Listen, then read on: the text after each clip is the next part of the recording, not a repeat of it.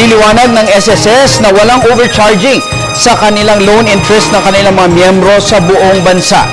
Ang detalye mula kay Jonathan Llanes ng PTV Baguio.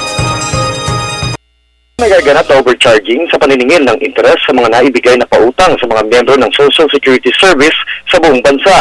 Itong sinabi ni SSS President at Chief Executive Officer Emilio De Quiros kalinsabay sa pagdaraos ng kanilang 2013 NCR at Luzon Operations Branch Planning sa lungsod ng Baguio. Ayon kay De Quiros, bagamat nauna ng kunisyon ng Commission on Audit ang isinagawang pamamaraan ng SSS sa collection process nito, wala namang naisagawang panibagong uri o sistema ng paniningil makaraan ng taong 2000. First and foremost, what we're basically saying is that we did not violate any law, neither did we violate any policy of any governing body that we report to.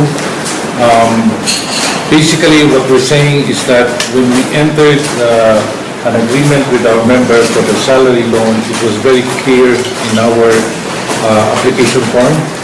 If you look at the back of the application form, it was very clear that the interest for the first year is going to be collected in advance, and the interest for the second year dies for the second within the 2-year period. Samantala, patuloy na nagsasagwa ng mga bagong pamamaraan ng SSS sa pamahagi ng kaukulang insentibo para sa mga miyembro nito.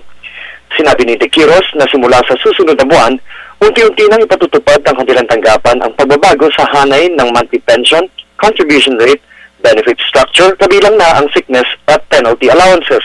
So, ngayon, ang proposal po namin ay iakyat from 10.4 to 11% yung contribution rate.